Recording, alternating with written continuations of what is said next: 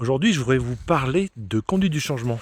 Mais avant tout, je voudrais vous poser une question. Si je vous demande de me raconter une partie de votre vie, est-ce que vous allez me mentir? Eh bien oui, vous allez me mentir. Si on demande à quelqu'un de raconter une partie de sa vie, il va forcément mentir, il ne va pas raconter la vérité.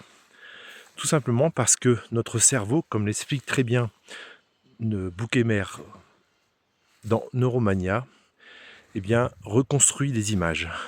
Voilà. Donc nous reconstruisons toujours des images, c'est une reconstruction. Puis deuxièmement, vous allez me mentir parce que ça passe par un autre filtre, celui des émotions. Je vous renvoie à Damasio Goleman là-dessus.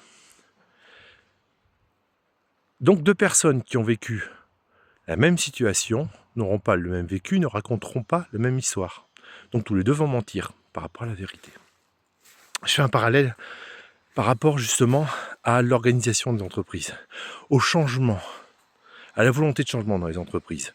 Parfois, je démarre des missions où j'ai ce fameux syndrome de Paris. C'est-à-dire que je me fais une idée par rapport à la communication, par rapport au passé industriel ou commercial de l'entreprise, je me fais une idée sur l'entreprise. Et quand j'arrive, eh bien, j'ai ce décalage important entre cette image et la réalité.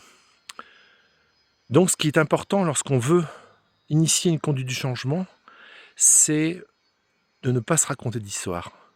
Et c'est-à-dire de reprendre vraiment, d'aller chercher la vérité, de faire des boucles systémiques, d'aller creuser là-dessus pour qu'il n'y ait pas d'écart entre ce qu'on voudrait, ce que l'entreprise voudrait, ou ce qu'elle véhicule comme image et le réel.